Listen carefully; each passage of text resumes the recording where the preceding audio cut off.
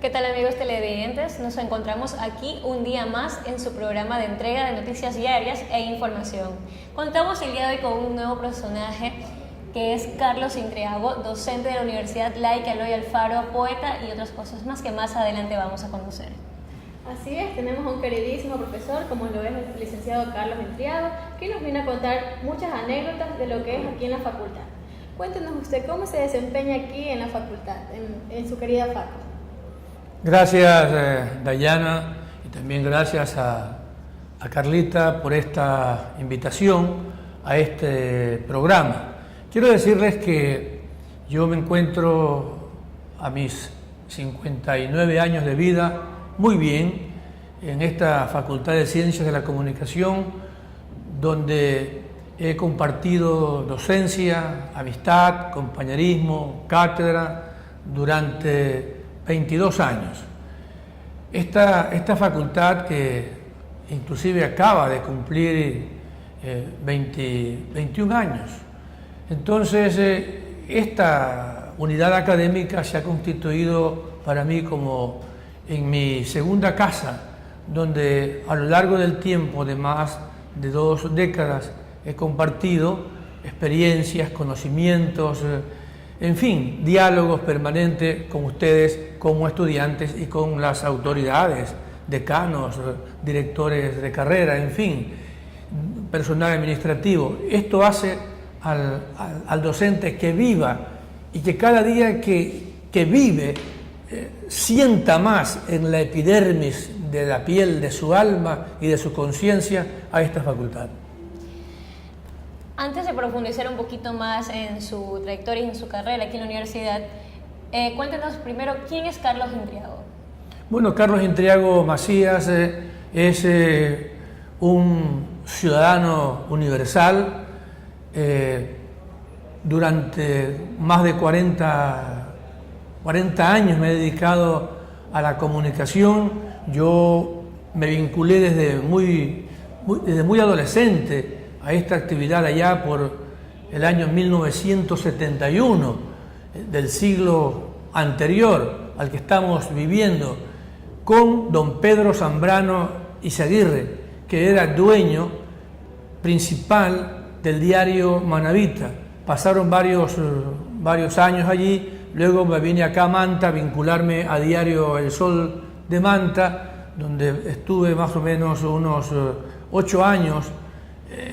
Seguí haciendo periodismo luego independiente y también me vinculé a la empresa privada, instalando en el año 1980 una imprenta que fue siempre mi sueño desde muy niño, yo diría desde muy adolescente, porque siempre me gustó escribir, siempre me gustó redactar, siempre me gustó comunicar. Entonces, la herramienta para comunicar es un medio de comunicación. Por eso siempre soñé con una imprenta y en esa imprenta pude imprimir varios medios de comunicación, como por citarle un ejemplo, Vanguardia Estudiantil, cuando estudié en el colegio Olga Vallejo de Briones, otros medios de comunicación como el Mensaje Sindical, otros medios de comunicación. Alguna vez hicimos un periódico El Olmedino con los estudiantes del colegio Olmedo y revistas como El Desarrollo Regional en la Cámara de la Pequeña Industria.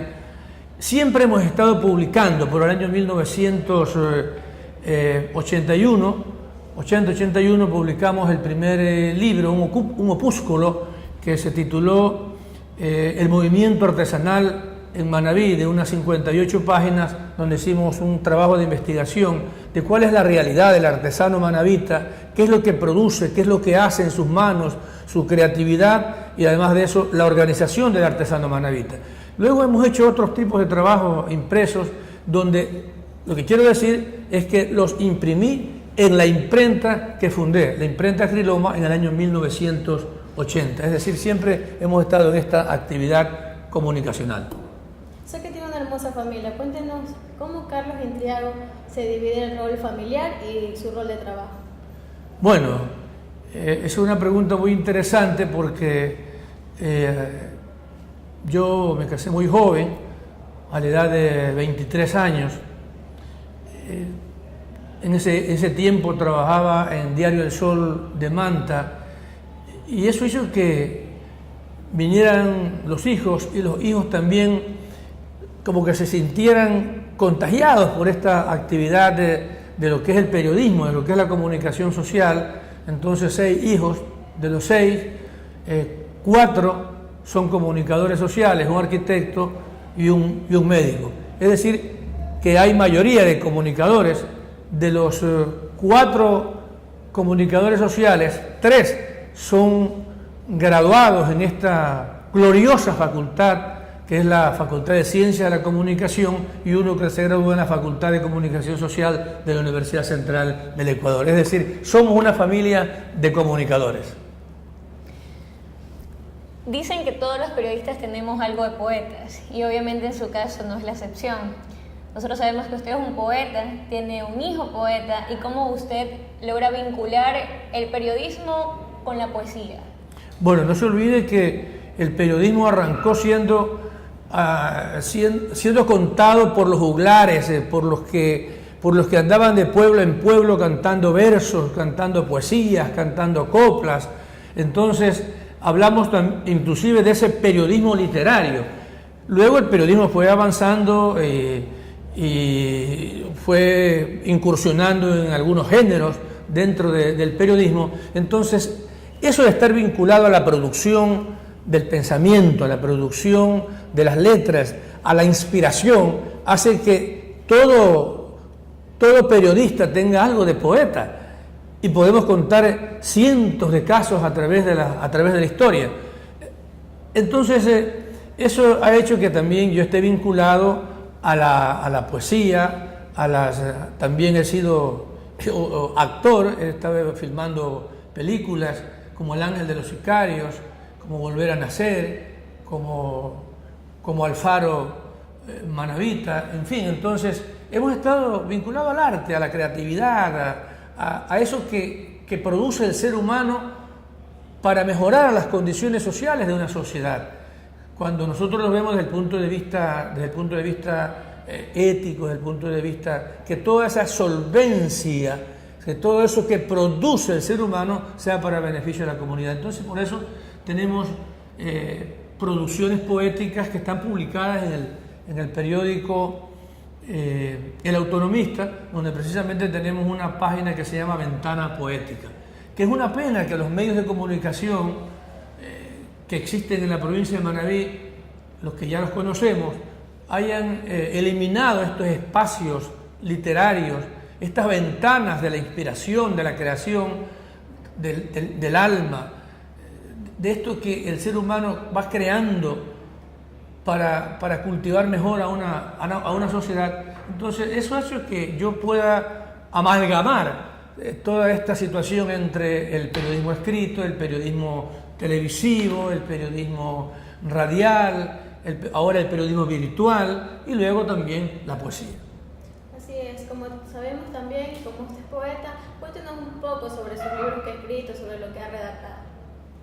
Bien, miren, yo tengo un libro de poesía que todavía no sale a la luz, que se titula Poros Abiertos. Es un libro que cuenta las primeras inspiraciones de amor, que es por allí donde uno comienza con esta... ¿Perdón? Tiene un título enganchable. Exactamente, entonces eso en algún momento saldrá, y otro que también titula Mis poemas simples. Y luego he publicado, yo les decía, un libro vinculado a la artesanía, otro libro que se publicó hace ya más de una década, que se llama Liderazgo y Procedimiento Parlamentario, libros que se terminaron realmente. Yo tengo uno, creo, y el libro El Movimiento Artesanal en Manabí, que no tengo ninguno, todos se terminaron. No sé dónde estén, en qué bibliotecas estén del mundo, pero lo cierto es que se terminaron. Y luego hay otras producciones periodísticas que son de género periodístico, como este libro que se titula televisión en primer plano, que todavía no hemos hecho la presentación. Es que son tantas cosas que hay que hacer. Y mucho antes, que se publicó en el año 2002, que titula Manabí Autónomo, que son una serie de libros, es decir, son 4 tomos.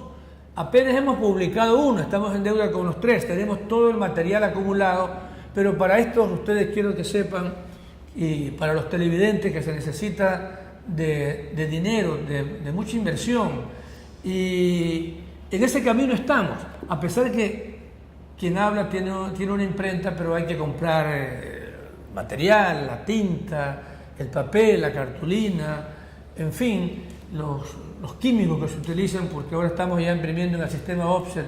Entonces eso hace que estemos en esta labor, pero que sin embargo nos congratula que aquello que no se ha publicado lo podamos compartir con los estudiantes, con los periodistas de información que son ustedes, que yo siempre vengo hablando, que son el recambio generacional de una nueva cosecha de periodistas que requiere la provincia de Manabí, que demanda la provincia de Manabí, sobre todo, como ustedes, de una nueva generación.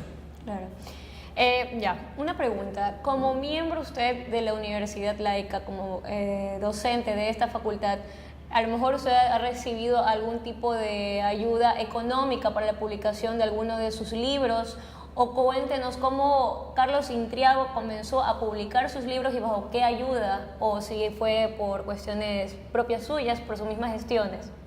Todo autogestión. La universidad no... hay que ser honesto, o sea, yo tampoco les he pedido en alguna oportunidad hice una solicitud, pero fracasó, para publicar un libro sobre la vida y obra de Medardo Mora Solórzano, que titula Un hombre entre 2 siglos.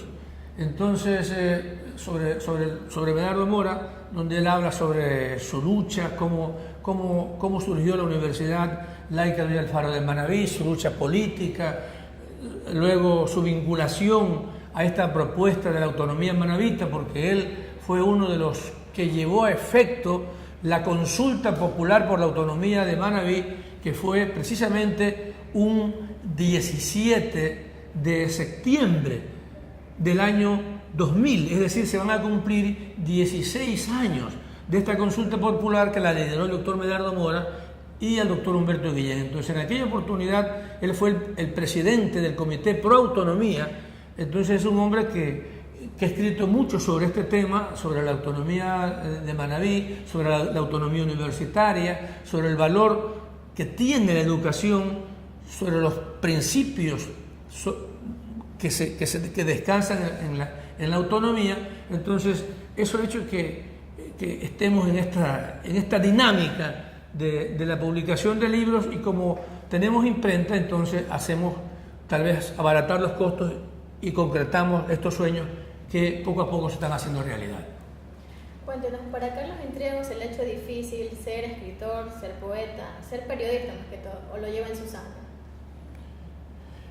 Yo creo que esto ya es parte de la genética, lo llevo en mi sangre, porque mi padre es un autodidacta, él tiene 83 años, y él fue un hombre que le gustó mucho y todavía sigue produciendo. Él es un historiador, el maestro Gonzalo Pisco Sánchez le dio el calificativo o el título honoris causa de historiador campesino. Entonces siempre estuve vinculado a los libros, al periódico, a la revista, a la producción.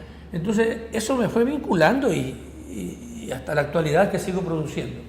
Vamos a dar inicio a un espacio comercial, pero ya regresamos con más de Carlos Intriago. Continuamos aquí en su programa de entrevistas. Abogado, sabemos que usted, aparte de su rol como periodista, ha incursionado en otros aspectos sociales y políticos. Cuéntenos un poco de esta experiencia.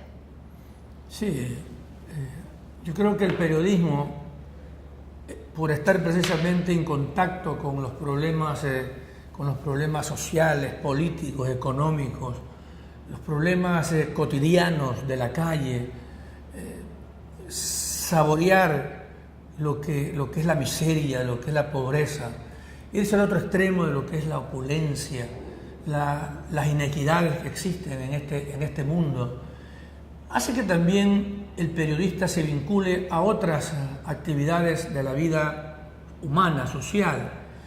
Y yo he sido un dirigente sindical, he sido un dirigente artesanal, un dirigente gremial, porque yo soy un artesano calificado, soy tipógrafo en la rama artesanal, y he pasado por allí, he sido dirigente barrial por varios años. Levantamos una propuesta social en Portoviejo, en el barrio San Alejo. Somos cuasi fundadores de esa realidad social, de ese sector popular. Entonces, eso hizo que también me vinculara a la actividad política, y he sido candidato a la alcaldía de Portoviejo por 2 ocasiones.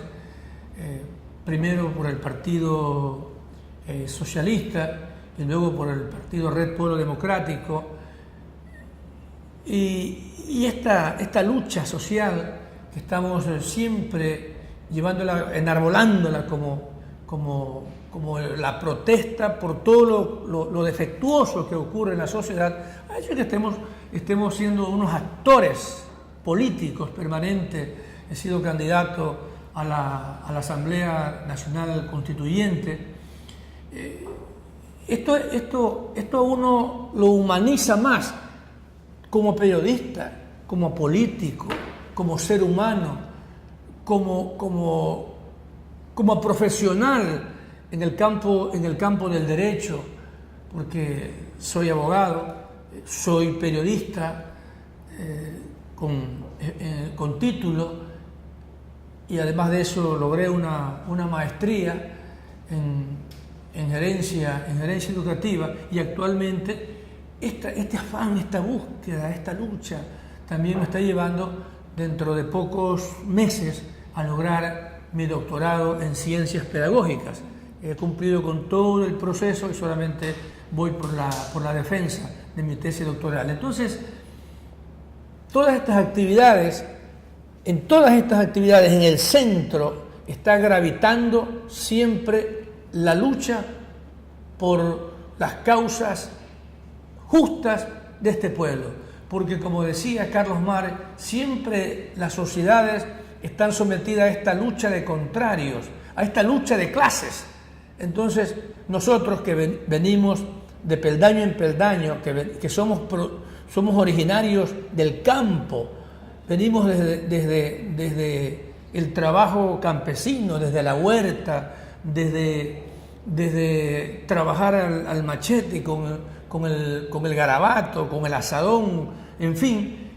Esto hace que uno vaya asumiendo un nivel de conciencia, que su existencia, sus experiencias, lo vayan curtiendo y lo sometan así a uno, para que sea siempre un ser humano de vanguardia, un ser humano que esté luchando para que esta sociedad, estas sociedades, si hablamos en términos plurales, no sigan como actualmente están. ¿Cómo se proyecta Carlos Entriago de aquí a unos 5 años? Bueno, se dice que el ser humano tiene que tener una hoja de ruta, usted dice, ¿cómo se proyecta? Yo me proyecto como un escritor a tiempo completo. Yo el día que me retire de la docencia, quisiera dedicarme a la producción, a escribir. Esa es la proyección que estoy haciendo, y coyunturalmente rehabilitar o poner nuevamente a funcionar aquellas cosas pendientes, asignaturas pendientes, trabajos pendientes, como el periódico El Autonomista, que tiene más de 20 años, pero que en los últimos 8 meses ha dejado de salir a la luz pública por cuestiones de tiempo, de finanzas, de logísticas, pero que con ustedes, ojalá que con ustedes, podamos retomar esas actividades y seguirlas proyectando. Es decir, el ser humano no puede poner un límite en su proyección. Simplemente tiene que, como la espiral, tiene que seguir y en ese seguir tiene que ir siempre construyendo lo positivo, lo creativo, lo propositivo, lo alternativo. Es decir, ser un iconoclasta permanente, un inconforme de todo lo que ocurre para ir siempre en busca de la verdad, de la justicia, del bien común. En las cuestiones académicas, Carlos Intriago, ¿qué aspira y espera inyectar en el pensamiento de sus estudiantes como futuros periodistas de nuestro país? Como a ustedes les consta, yo siempre he dicho que soy un provocador, un anticipador, como decía Mariátegui, siempre tratando de encauzar a la juventud hacia nuevos estadios de vida. Y en ese campo está el periodismo. Yo quisiera a un periodista renovado, nuevo, investigador, a un periodista inconforme, a un periodista que trate de estar siempre apegado a la ética, a la verdad, a no trastocar las cosas elementales de un ser humano, es decir, incursionar a veces en cosas que uno no debe, la vida privada, por citarles un ejemplo, y tantas cosas. Entonces, eso aspiro yo del periodista, de ese periodista que sea reflexivo, autocrítico, de ese periodista que busque la verdad, porque el periodismo es ciencia social, y lo que es ciencia social, lo que hoy día es, mañana no puede ser. Entonces, ese es el periodista que yo aspiro, que yo sueño, y creo que lo hemos venido cumpliendo, que esta facultad ha cumplido con su rol histórico, porque si ustedes preguntan quiénes son los que están colaborando, quiénes son los que están trabajando en los diferentes departamentos de comunicación a nivel institucional, público o privado, de quiénes son los que están trabajando en los periódicos, en las radios, en las televisoras, de quiénes son los que están en las plataformas virtuales, son egresados de esta facultad. Entonces nosotros creemos que estamos cumpliendo, que hemos cumplido y vamos a seguir cumpliendo, porque este mismo trabajo que ustedes están realizando esta tarde y mañana aquí en este set de televisión de nuestra facultad de la FACO es parte de ese aprendizaje diario, de eso que nosotros llamamos ese proceso formativo, de ese aprendizaje permanente que puede que estén en los tratados, puede que estén en los libros, puede que estén en la ciencia de la educación, que esté en la pedagogía, pero ese trabajo diario, esa colaboración que hace el estudiante con el profesor y viceversa, hace que cada día la facultad entregue a un mejor profesional, y creo que esos son ustedes. Sabemos que Carlos Intriago es abogado y periodista. ¿En cuál de estas dos áreas él se maneja más o le fascina más? El periodismo, me apasiona. El periodismo a mí no me deja inclusive ni dormir, porque duermo poco, porque quiero leer, quiero estar siempre en la búsqueda del conocimiento. Entonces, a mí me apasiona el periodismo a tal punto que yo soy columnista, aparte de que tenemos el periódico, y digo tenemos porque el periódico El Autonomista es parte de ustedes. El periódico El Autonomista escribo semanalmente desde hace varios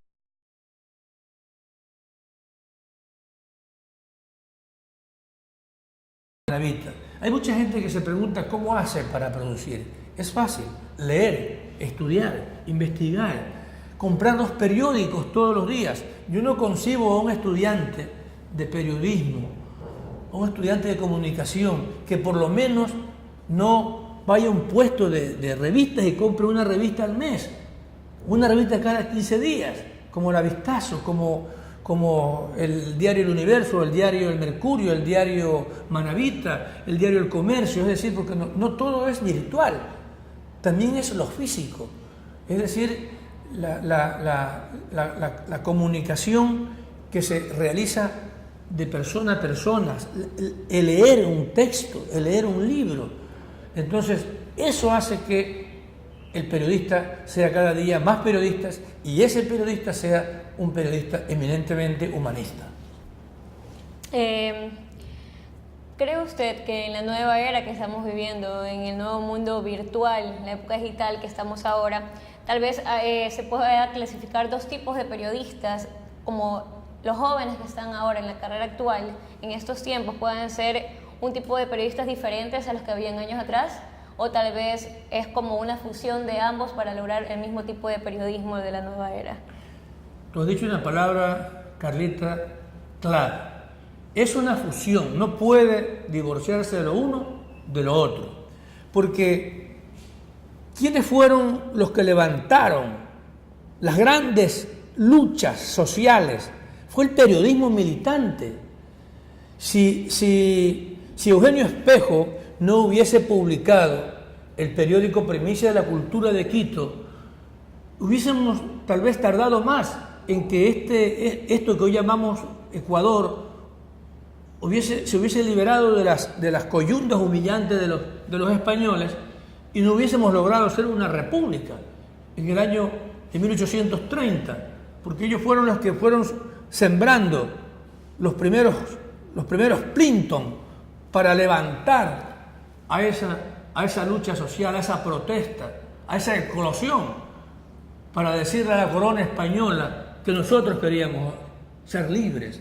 Y tenemos historias maravillosas en el mundo del periodismo. Así se lo hizo con Guayaquil, así se lo hizo también en la ciudad en la provincia de Manabí, en Puerto Viejo, con los periódicos que Andrés de Vera publicó, ¿no? Entonces, tantos luchadores por la libertad que hicieron del periodismo la herramienta principal. Y claro, hemos dado un salto dialéctico. Hoy estamos hablando del periodismo virtual, pero ese periodismo virtual también viven los problemas que se vivieron ayer. Es decir, ese periodista que ejerce, el que está en las plataformas virtuales, también está atenazado por los problemas sociales, políticos, económicos, las inequidades, las injusticias, la violación a los derechos humanos, en fin. Entonces, tenemos que amalgamar, tiene que haber una mixtura entre ese periodismo convencional, ese periodismo tradicional, ese periodismo que se imprime en las máquinas Opser, y ese periodismo que circula por las redes sociales. Es decir, porque en ambos el periodista es el interlocutor sin ser juez, sin absolver, sin condenar, etc. Pero sin embargo es el interlocutor de los problemas sociales, políticos, económicos, culturales, religiosos de toda una sociedad. Entonces, ese periodista, que hoy lo llamamos virtual, también tiene que tener del periodismo militante, del periodismo tradicional, del periodismo que era un periodismo más narrativo, más extensivo, porque hoy hablamos del periodismo en síntesis, del periodismo que ese lead tiene que resumirse al máximo, etc. Como periodista, ¿piensa usted que la prensa escrita está decayendo o está disminuyendo con los nuevos cibermedios que se están dando en la nueva era? No, de ninguna manera. Siempre se dijo eso cuando apareció la radio, luego cuando apareció la televisión y ahora cuando también han surgido los medios digitales, los multimedias. No, siempre el ser humano necesita de esto, de tocar, de leer, de consultar lo físico. Si no, estaríamos hablando de extinguir a la humanidad.